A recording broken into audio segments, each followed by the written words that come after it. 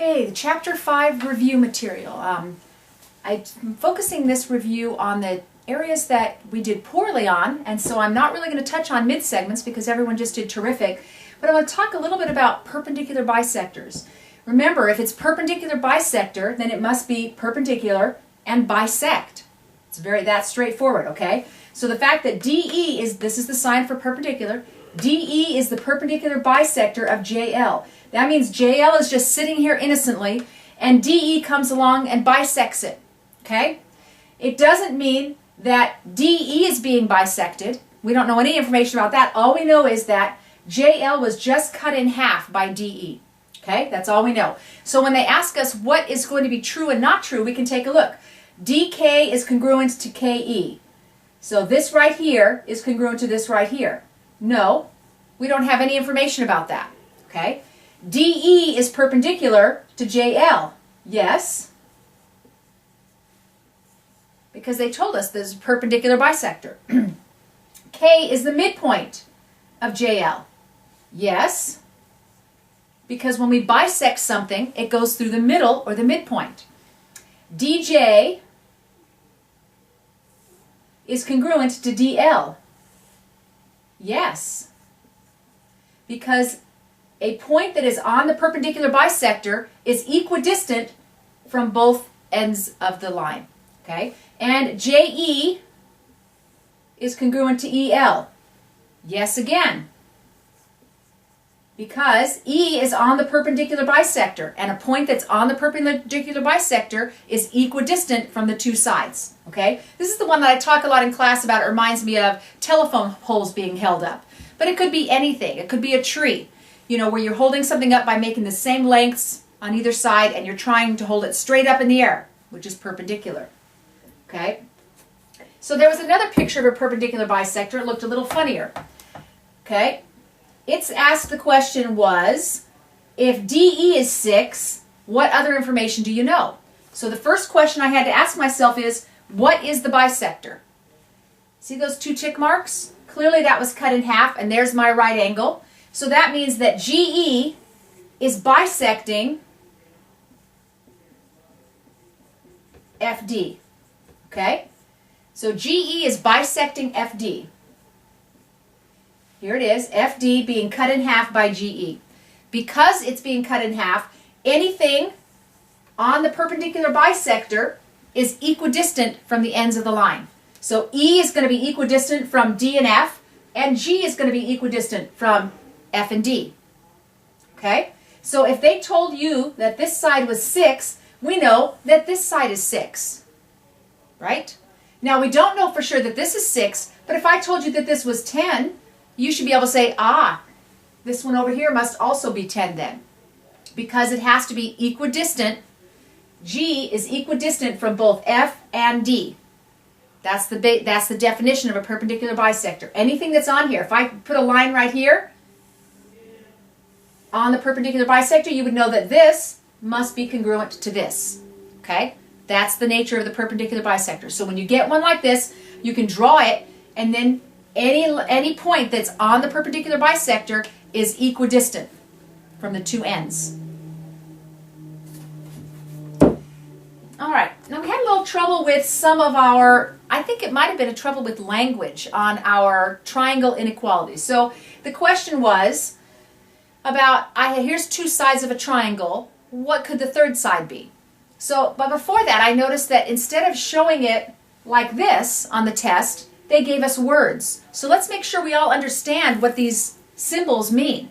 This means that x is greater than 12, not just at least 12. At least 12 would be 12 or more, okay? If you have at least $12, that means you have 12 or 13 or 14 or 15. But this is not including 12, so I couldn't say at least, like the question asked. I'd have to say instead, x is more than or greater than 12, and x is less than 43. Not at most. Again, at most means it could include 43 and be smaller. The biggest it could be is 43, but that's not true. It has to be less than 43. So we couldn't use at least or at most in either of these problems unless we have an equal sign underneath. See it? This guy right here. So let's take a look at this one. I say that two sides of a triangle are 8 and 23. What could the third side be? Well, remember what we did. We took 23 minus 8 and we get 5. So 5 is our lower level. X must be greater than 5, not equal to 5. It has to be greater than 5. And then I added 23 and 8 together and I got 31. That means 31 is greater than X can be. X can't be 31. It must be less than 31. Okay? So this is how we're going to handle these. Don't get messed up by seeing it in words. It must be less than and greater than, not at least or at most. Okay, now we had a little trouble with some of these, with several of the problems with angles and ranking the angles by side. So let's talk about it. Question here. What is the second largest angle in this triangle? Well, they gave us some numbers. And I don't know if maybe this verbiage confused some of you. It said the side included by angle 1 and 2. Well, look at angle 1 and angle 2. What side do you see that looks like it's between angle 1 and angle 2? Well, this one right here, right? So that one measures 11. The side included by angle 2 and angle 3, that's down here. The side included by angle 3 and angle 1, that's this over here. So first thing I'm going to do in any of these problems is I want to write down the information that I have on the triangle. So I take a look at that and I say, well, the largest angle is over here. It's my exterior angle. But they asked for the second largest angle. So remember, I can see the biggest angle because it's across from the biggest side. So here it is.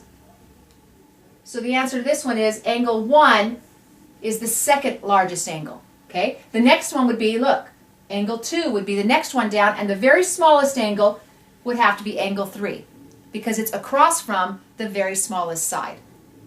Okay? Take a look here. In this problem, they gave us all of the sides, and they said, what is the smallest angle or what is the largest angle? I can't remember. But the first question you should ask yourself then is, where are my sides? So this is the smallest side, and this is the medium side, and this is the largest side. So if I want the smallest angle, I go to the smallest side, peek right across there, and the smallest angle is angle C. The largest angle would be, go to the largest side, peek across, largest is angle A. So whenever you're asked these questions about what's the smallest, what's the largest, you need to say, well, what are my side lengths? Then I can tell you the angles. Or if they went the other way, if they gave you the angles, figure out which is the smallest angle and then go across from it to find the smallest side. Remember? Because again, it all comes back to this. If this is my angle and I open my angle wide, look what happens to this side over here. It's getting bigger. If I make my angle smaller, the side opposite the angle is also smaller. That's the reason that this works, okay? Because you're talking about how wide open is the jaws. Okay. Another question about what's the biggest angle. I think what most of you forgot, this here is an exterior angle. So many of you wrote that there was not enough information to solve this problem. Exterior angle is always equal to the two remote angles added together. So angle 3 equals angle 1 plus angle 2. Well, if it's equal to 2 added together, then it must be bigger than each one by itself. If that doesn't make sense to you, what I suggested you is kind of create a fake value. So let's create a fake value for angle 1. I said, let's pretend angle 1 equals 55. And angle 2, let's pretend angle 2 equals 50. That means angle 3 has to be 55 plus 50, or 105.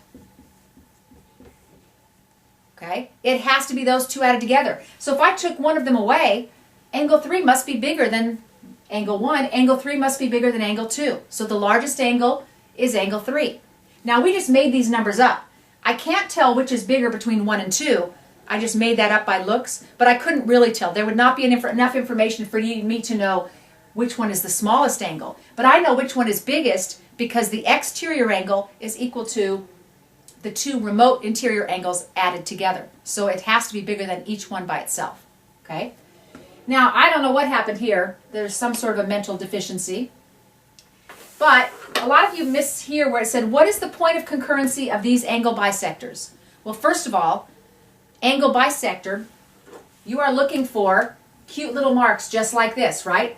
That's telling you that those angles were cut in exact same exact halves. That's what an angle bisector is. So I would put my fingers on this one and go up, and put my finger on this one and go up, and where do they intersect? They intersect right here at point C. I don't know what these other two are, but they're not where two angle bisectors meet. That's all that means. Point of concurrency is the same as intersection point.